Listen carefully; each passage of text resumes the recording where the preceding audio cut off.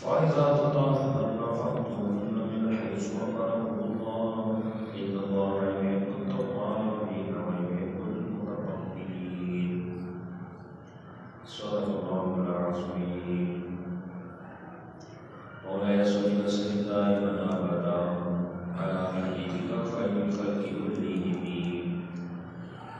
فإن من جودك الدنيا وضرتها ومن علومك علم اللوح والقلم، ما بالعلام كماله كشف الدجى بجماله، حسن الجميع خصاله صلوا عليه وآله وأصحابه وسلموا تسليما. اللہ جل جلالہ کے سرکار فخر کائنات قائم المرسلین خاتم النبیین صلی اللہ علیہ وسلم علیہ درود سلام درجات اشرف کے بعد، جیسا کہ تمام لوگ جانتے ہیں، ہریدوار پاک نماز و درس قرآن کے سلسلہ جاری ہے۔ اللہ تعالیٰ ہم سب کے سامنے استقامت نصیب فرمائے، قرآن مجید کے نور سے ہم سب کے قلب کو منور فرمائے۔ سورۃ بقرہ دوسرا پارہ آیت نمبر 222، اللہ رب العزت ارشاد فرماتا ہے وَيَسْأَلُونَكَ عَنِ الْمَحِيضِ، اور وہ آپ سے سوال کرتے ہیں حیض کے بارے میں۔ قُلْ هُوَ أَذًى، اے محبوب انہیں فرما دیجیے یہ گندگی ہے۔ فَاعْتَزِلُوا النِّسَاءَ فِي الْمَحِيضِ، حیض کے ایام میں عورتوں سے علیحدہ رہو۔ وَلَا تَقْرَبُوهُنَّ حَتَّىٰ يَطْهُرْنَ، اور یہ قریب نہ جاؤ یہاں تک کہ وہ پاک ہو جائیں۔ فَإِذَا تَطَهَّرْنَ، اور جب وہ پاک ہوتا ہے فَأْتُوهُنَّ مِنْ حَيْثُ أَمَرَكُمُ اللَّهُ، آؤ ان کے پاس جس طرح اللہ نے تمہیں حکم عطا فرمایا۔ إِنَّ اللَّهَ يُحِبُّ التَّوَّابِينَ، بے شک اللہ تعالیٰ توبہ کرنے والوں کو بہت پسند فرماتا ہے۔ وَيُحِبُّ الْمُتَطَهِّرِينَ، اور پاکیزہ ستھرے لوگوں کو بھی پسند فرماتا ہے۔ صحت مبارکہ میں عورتوں کے جو مسائل ہیں ان میں اہم ترین حیض کا مسئلہ، اس کے حوالے سے ذکر ہوا کہ صحابہ کرام رضوان اللہ تعالیٰ اجمعین جب کوئی مسئلہ دیکھتے یا ان کو درپیش آتا یا کسی بارے میں ان کو کوئی تشویش ہوتی تو محبوب علیہ السلام کی بارگاہ میں حاضر ہو جاتے، حضور سے پوچھ کیا کرتے کہ اللہ کے حبیب آپ بتائیے اس کا کیا معاملہ ہے۔ تو یہ صحابہ کی شان بھی ہے ایک طریقے سے کہ جس طریقے سے انہوں نے سوال کیا، اللہ رب العزت نے بھی آئی ان کے سوال کو بھی اپنی پاک کتاب قرآن مجید میں نقل فرمایا، ساتھ معبود کے جواب کو بھی نقل فرما دیا۔ اگر ایسی دنیا کا ہوگا جو حضور کا امتی قرآن مجید تلاوت کرے گا، جب یسألونک پر پوچھے گا تو بس اس کا ذہن جس طریقے سے کتاب اللہ پر ہے، محبوب کے قلب پر قرآن مجید نازل ہی وہاں پر ہے، تو اس کا ذہن حضور کے صحابہ کی طرف بھی جائے گا۔ اللہ کو حضور کے صحابہ کو کتنی شان و شوکت عطا فرمائی۔ اس سے پیچھے آیت مبارکہ میں ناجائز نکاح کا ذکر تھا کہ مشرکہ عورتوں سے نکاح نہ کرو، اور یہاں پر ناجائز صحبت کا ذکر بیان کیا جا رہا ہے۔ اسی طرح پیچھے ان عورتوں کا ذکر تھا جن سے عارضی نکاح کرنا حرام تھا، جیسے کافرہ۔ اب یہاں ان عورتوں کا ذکر ہے جن سے عارضی صحبت کرنا حرام ہے۔ فرمایا وَيَسْأَلُونَكَ عَنِ الْمَحِيضِ، آپ سے پوچھتے ہیں حیض کے بارے میں۔ ابھی کیا ہے، فرمایا یہودی جو ہے وہ افراد کرتے تھے اور عیسائی اس کام میں تفرید کرتے تھے، حالانکہ افراد و تفرید دونوں درست نہیں، اصل تو معتدل ہونا چاہیے، وسط درمیان لازم۔ اب یہودیوں کا اور مجوسیوں کا افراد کیا تھا کہ جو عورتوں پر یہ علامات ہیں وہ کیا کرتے ہیں، اٹھنا بیٹھنا، کھانا پینا، رہنا سہنا، یہاں تک کہ دیکھنا اور کلام کرنا بھی ان کے لیے حرام ہو جائے گا۔ یہ تمام چیزوں کو حرام جانتے ہیں، یہ افراد ہو گیا کہ دیکھنا بھی حرام، کلام کرنا بھی حرام، رہنا سہنا، اٹھنا بیٹھنا، آنا جانا سب حرام۔ اتنی سختی میں افراد ہو گیا۔ اب کیا کیا جائے؟ عیسائیوں کا حال دیکھا، وہ تفریح سے کام دیتے کہ ان ایام میں بھی عورتوں کی طرف چلے جاتے صحبت کرتے تو میں یہ کیا ہوا، یہ تو تفریح ہو گئی، کھلی چھوٹ۔ اور میں نے اسلام کی چیزوں کو پسند نہیں کرتا، اسلام پاکیزہ مذہب ہے، ستھرے رہنے کا حکم دیتا ہے، پاکیزگی کا حکم ارشاد فرماتا ہے۔ اب وہ کیا ہوگا، فرمایا دونوں کے درمیان میں آ جاؤ، وسط درمیان معتدل راستے کی طرف چلو، اعتدال کی طرف۔ اب وہ کیا ہے، فرمایا جب یہ ایام ہو تو اس صورت میں رہنا سہنا اٹھنا بیٹھنا آنا جانا کلام کرنا دیکھنا سب تمہارے لیے جائز ہے، بس صحبت تمہارے لیے حرام ہے۔ فرمایا یہ ہو گیا اعتدال کا راستہ، نہ افراط ہو نہ تفریط ہو۔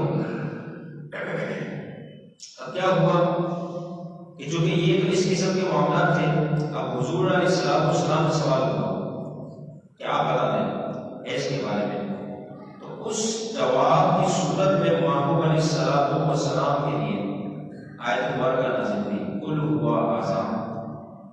فرمایا کہ یہ جو ہے گندگی ہے۔ اب گندگی ہونے کے اعتبار سے اب اگر صحبت ہو تو اس کے تینوں کے نقصانات ہیں، بیوی کے لیے بھی، شوہر کے لیے بھی، ہونے والی اولاد کے لیے۔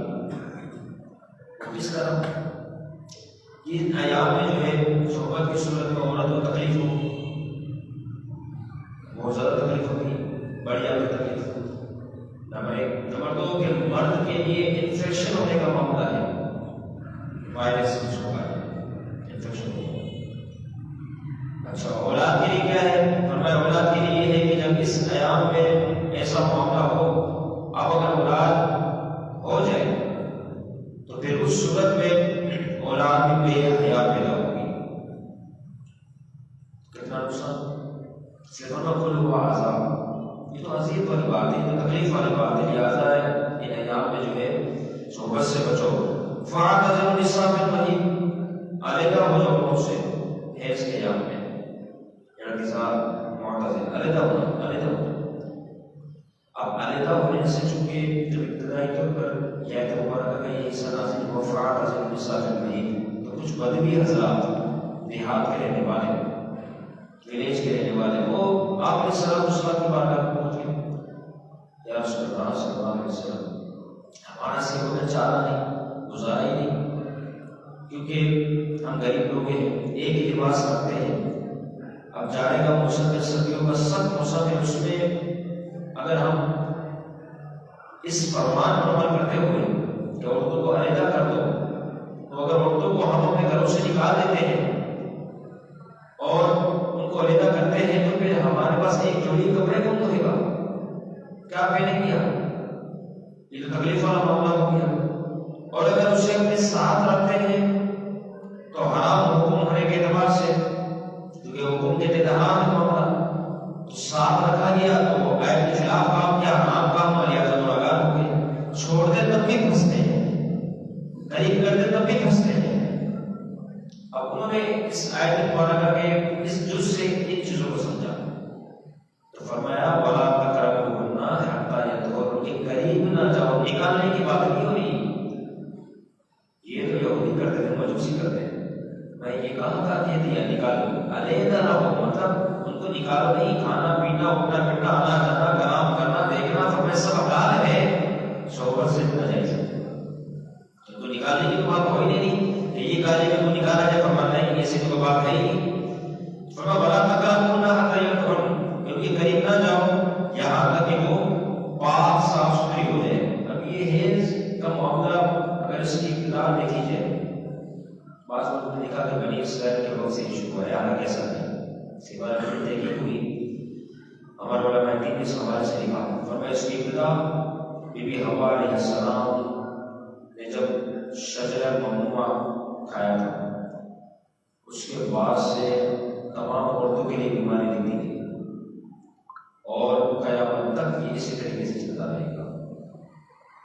پہلی عورت اگر دیکھا تھا بی بی حوا علیہ السلام، اس وقت سے لے کے قیامت کے آخری عورتوں تک یہ سلسلہ ہوگا، تو وہاں سے بھی جو ہے اس طریقے سے اس کی ابتدا ہوئی۔ فَإِذَا تَطَهَّرْنَ فَأْتُوهُنَّ مِنْ حَيْثُ أَمَرَكُمُ اللَّهُ، جب پاک ہو جائے تو اللہ نے جس طرح تمہیں حکم دیا اس طریقے تم ان کے پاس آؤ، جس طرح حکم دیا ناجائز طریقے سے نہیں، مِنْ حَيْثُ أَمَرَكُمُ اللَّهُ، جو اللہ نے تمہیں حکم دیا اس کے پاس آؤ.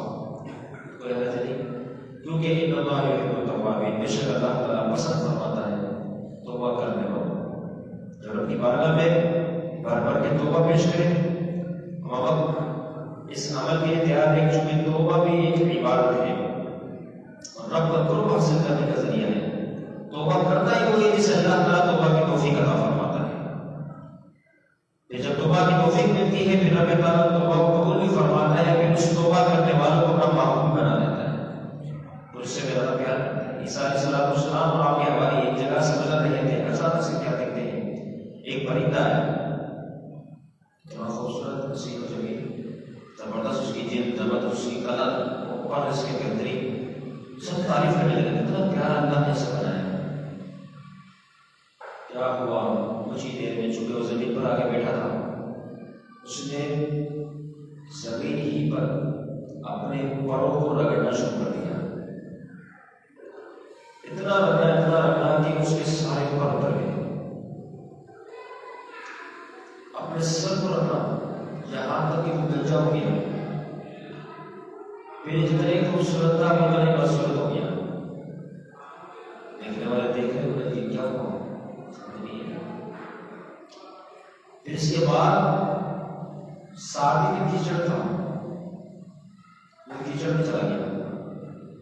کیچڑ میں گیا تو کیچڑ سے لت پت ہو کر پایا ہے اور زیادہ بدصورت ہو گیا. اب وہ دیکھنے والے پیش کر رہے تھے کتنا خوبصورت، کتنا شاندار، کتنا حسین و جمیل. اب وہی کہہ رہے اتنا بدصورت، کیا حالت اس نے بنا دی. اب کہیں بھی ایک نہر تھی، اب وہ پرندہ اس نہر میں جاتا ہے، جیسے کیا تو اس کا کیچڑ صاف ہوا. قائد آیا تو رب تعالیٰ کے کرم اور فضل سے پہلے جیسے ہی اس کو خوبصورت ادا کر دی گئی، پر بھی آ گئے، خوبصورتی بھی آ گئی، کلر بھی ہو گئے، سب ہو گئے. عیسیٰ علیہ السلام اللہ کے نبی روح اللہ نے جب سارے منظر کو دیکھا اپنے حوالیوں سے فرمایا یہ دیکھو کہ اللہ رب العزت کی طرف سے تمہارے لیے نشانی بن کر یہ پرندہ آیا ہے، نشانی بن کر آیا ہے. یہ پرندہ کوئی آپ نہیں، یہ تمہارے لیے نشانی بن کر آیا ہے. وہ کیا نشانی؟ عیسیٰ علیہ السلام نے فرمایا بندہ مومن کی مثال بھی ایسے ہی ہے کہ جب وہ گناہ کرتا ہے اپنے آپ کو گندا کر دیتا ہے. ایمان کی وجہ سے بڑا خوبصورت ہوتا ہے، ایمان کی وجہ سے بڑا حسین و جمیل ہوتا ہے، لیکن جب وہ گناہ کرتا ہے تو اس کا حسن ختم ہو جاتا ہے، اس کی خوبصورتی تباہ ہو جاتی ہے، اس کا وجود گندگی سے بھر جاتا ہے. لیکن جیسے ہی وہ بندہ مومن توبہ کرتا ہے تو اللہ رب العزت پہلے جیسا اسے حسن، جمال، خوبصورتی عطا فرما دیتا ہے. یہ اس کی مثال ہے. جی بندہ نشانی بن کر ہے، بے شک اللہ تعالیٰ پسند فرماتا ہے توبہ کرنے والوں کو.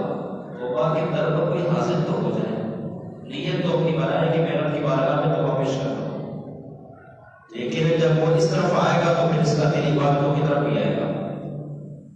یہ توبہ ہے ایسی چیز. فرمایا یحب المتطہرین، اور پاکیزہ ستھرے لوگوں کو اللہ پسند فرماتا ہے. اس سے مبارکہ میں ہے صفائی نصف ایمان ہے، پاکیزگی نصف ایمان، آدھا ایمان اسے رکھ دیا گیا.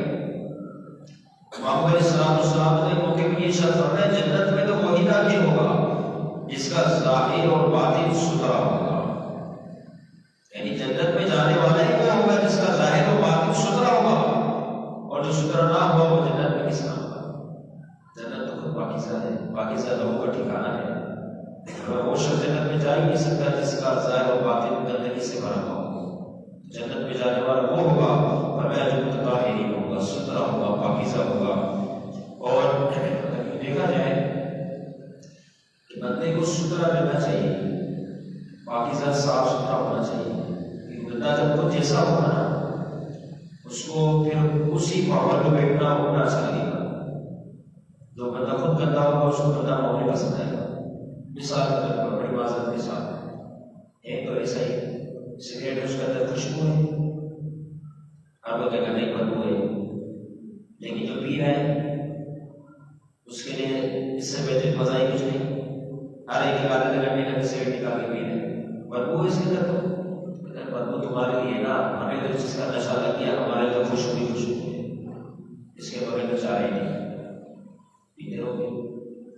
اب یہ پی رہے ہوگا، اس کے جیسے ہی بندہ اس کے پاس آئے گا نا، اس کو بڑا مزہ آئے گا، اس کے دھوئے سے مزہ آئے گا، اس کی جو بدبو ہوگی اس کو خوشبو لگ رہی ہوگی، اس کو اپنے مزہ آئے گا کہ یہ کسی کہنے والے نے کہا نا الجنس الی الجنس یمیل، الجنس الی الجنس یمیل، ایک جنس جو ہوتی ہے نا اپنے جیسے دوسرے جنس کی طرف فوراً مائل ہو جاتی ہے، فوراً چلے جاتی ہے، تو ہے اب بدبودار شخص اس کو بدبودار رہنا پسند ہے تو اس کے ساتھ جو ہوگا بدبودار ہوگا وہ اس کو پسند آئے گا، اس کا دل سے مل جائے گا۔